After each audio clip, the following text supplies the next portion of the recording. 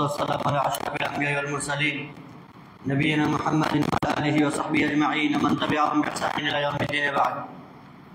সম্মানিত উলামায়ে কেরাম, সমবেত ছাত্রবৃন্দ ও বহিরাগত মুসল্লিবৃন্দ, আজকের আমাদের মাহে রমজানের এই পর্বে বা এই দার্সে যে বিষয়টিকে নিয়ে আলোচনা করতে চলেছি সেটি হলো বিশেষ করে গর্ভবতী এবং স্তন্যদায়িনী নারীদের, মহিলাদের রোজাকে কেন্দ্র করে। গর্ভবতী যাদের পেটে বাচ্চা আছে অথবা স্তন্যদায়ী যারা দুগ্ধ পান করাচ্ছেন সন্তানদেরকে, তারা যদি রোজা পালন করার ক্ষেত্রে নিজের ক্ষতি এবং সন্তানের ক্ষতির আশঙ্কা করেন, তাহলে এই ক্ষেত্রে তারা রোজা ভঙ্গ করতে পারে, রোজা নষ্ট করতে পারে।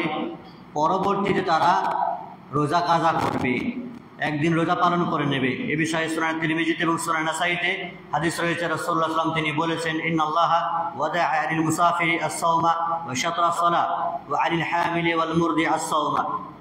আল্লাহ রাব্বুল ইজ্জত তিনি মুসাফিরদের জন্য রোজা ভঙ্গ করার অনুমতি দিয়েছেন এবং নামাজের অংশ বিশেষ ছাড় দিয়েছেন।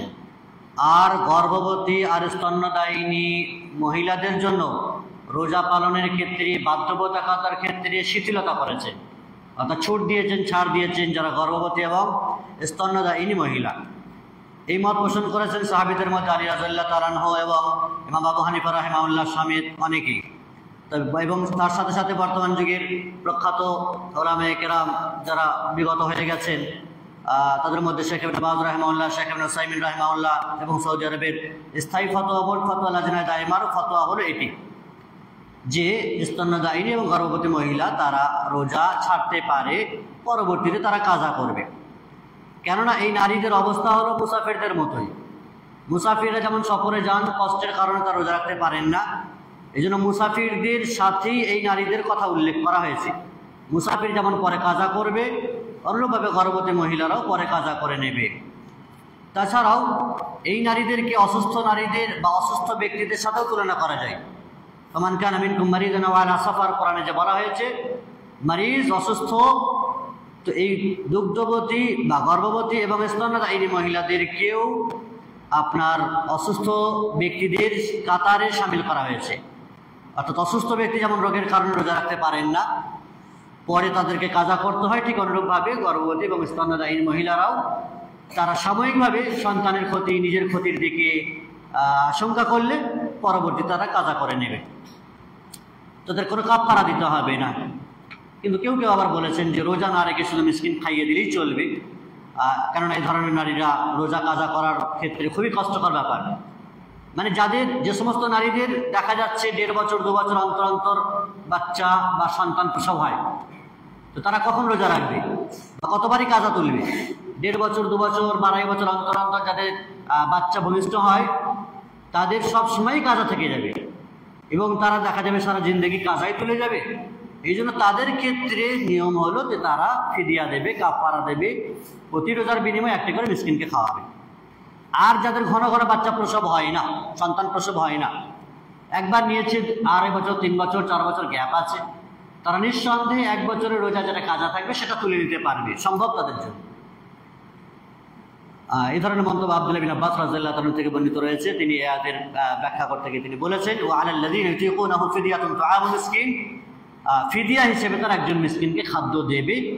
এই আয়াতের ব্যাখ্যায় তিনি গর্ভবতী এবং স্তন্যদায়িনী মহিলাদেরকে শামিল করেছেন। তাহলে দুগ্ধদানকারী এবং গর্ভবতী মহিলারা সন্তানের ক্ষতির আশঙ্কা করলে তাদের জন্য রোজা ভাঙার অনুমতি রয়েছে, সুনান আবু দাউদে রয়েছে। তারপরে একটি বিষয় কাজা সিয়ামের বিষয়। কাজা সিয়াম, যাদের রোজা কাজা আছে তারা কি করবে, কিভাবে তুলবে বা কাদের জন্য, কার জন্য রোজা কাজা করা ওয়াজিব? যে ব্যক্তি উপযুক্ত কারণে রোজা ভেঙেছে, যেমন উপযুক্ত কারণ হচ্ছে অসুস্থ, মুসাফির, হায়েজ অথবা নিফাস আক্রান্তকারী মহিলা, গর্ভধারিণী, স্তন্যদায়িনী এই ধরনের মহিলা, অথবা ক্ষুধা আর পিপাসায় কাতর হয়ে গেছে, বাঁচবে না আর সে, এমন জান তথা প্রাণ বিপন্ন হওয়ার আশঙ্কা আছে, এমন ব্যক্তিদের জন্য রোজা ভেঙে দেওয়াটা জরুরি।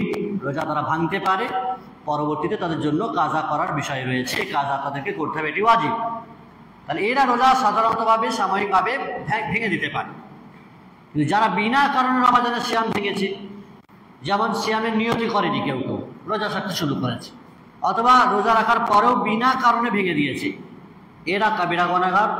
এদের জন্য যে বিষয় সেটি হচ্ছে প্রথমত আল্লাহ রাব্বুল ইজ্জতের ক্রোধ আর শাস্তি তাদের উপরে হবে, এবং এদের জন্য জরুরি হচ্ছে এরা তওবায়ে নাসুহা করবে, খালিসভাবে একনিষ্ঠতার সহিত তওবা করবে, আর যে দিনগুলি রোজা রাখতে পারলো না বা ভেঙে ফেলেছে তার কাজা আদায় করবে। আব্দুল্লাহ ইবনে আব্বার তিনি বলেছেন, উম্মতে মুসলিমার উলামায়ে কেরামরা এই বিষয়ে একমত যে ইচ্ছাকৃতভাবে রমাদানের সিয়াম যদি কেউ পালন করে বা ভেঙে ফেলে সে বড় কাবিরা গুনাহগার হবে। অলসতার সহিত দুষ্টমির সহিত ছেড়ে দিয়েছে সেটি ভিন্ন কথা, কিন্তু জেনে শুনে ইচ্ছাকৃতভাবে কেউ এটাকে ছেড়ে দিয়েছে তাহলে সে ব্যক্তি তওবা করবে এবং কাজা করবে।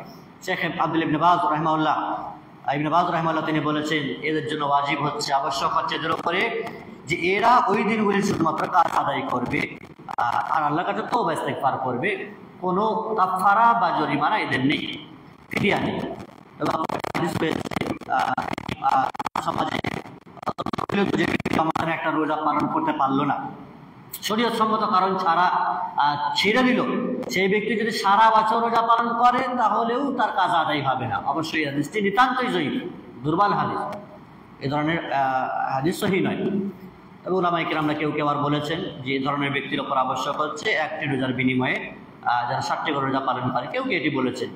সঠিক হলো সে খালিসভাবে তওবা করবে আর সে রোজাটাকে কাজা করবে, তার জন্য কাফারা ওয়াজিব হবে না। তবে যদি অসুস্থ থেকে মুক্তি পাওয়ার সম্ভাবনা থাকে তাহলে অবশ্যই যখন সুস্থ হয়ে যাবে তাকে পরিপূর্ণ রোজা রাখতে হবে, কাজা করতে হবে। আর গতকালও বলেছি একেবারে যদি অসুস্থ, চিরারোগ্য ব্যাধিতে আক্রান্ত, সুস্থ হওয়ার কোনো আশঙ্কা নেই, তাহলে সেই ক্ষেত্রে তারা ফিদিয়া দেবেন, প্রতি রোজার বিনিময়ে একটি করে মিসকিনকে খাওয়াবেন। আল্লাহ রাব্বুল ইজ্জতের কাছে দোয়া করি পরিশেষে তিনি যেন আমাদের সকলকে এই বিধিবিধানগুলো মানার, জানার এবং আমল করার তৌফিক দান করেন। আমিন। সাল্লাল্লাহু আলাইহি ওয়া সাল্লাম বারাকা আলা আবদিহি ওয়া রাসূলিহি নবিয়িনা মুহাম্মাদিন ওয়া আলা আলিহি ওয়া সাহবিহি আজমাইন। আসসালামু আলাইকুম ওয়া রাহমাতুল্লাহি ওয়া বারাকাতুহু।